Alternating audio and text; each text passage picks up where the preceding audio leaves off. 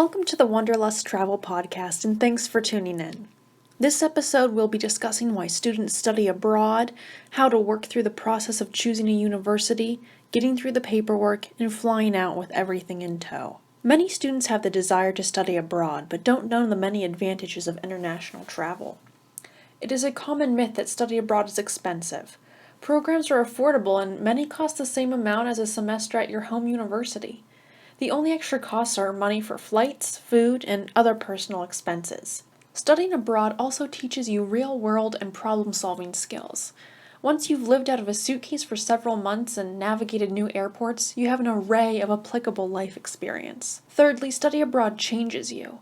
You gain independence and confidence as a young person living in a new culture. Immersing yourself early on in a different culture provides you with a broad world view, and many students make international friends during their travels abroad. You can become a global citizen and return home with a new outlook on society, culture, and the world. Lastly, study abroad is a resume builder. Those problem-solving and time management skills come in handy after graduation. And if you traveled with friends, which can be a stressful endeavor, you now know how to cooperate with others.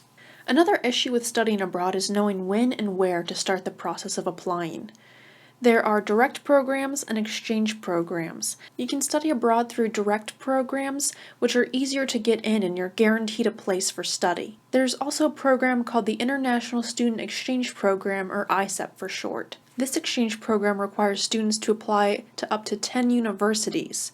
ISEP then places the student at a university that they see fit for the student, and the student must then get accepted by that university. Once you have decided which program, direct or exchange, is best for you, it's time to start working closely with your international program coordinator at your home university. It's best to begin applying for study abroad a year before you want to fly out. Your international program coordinator should help make sure you get all of your applications out on time and answer any questions you have about passports, plane tickets, or student visas. You want to make sure you have all of these papers well in advance before flying out. As you can see, there are many processes involved in studying abroad, but if you have enough time and patience, it is manageable. In next week's episode, we'll look at picking the right courses and how to work with your home and host international coordinators to get your credits to transfer. Thanks for listening in to the Wanderlust Travel podcast, where we help you get lost in a different time zone.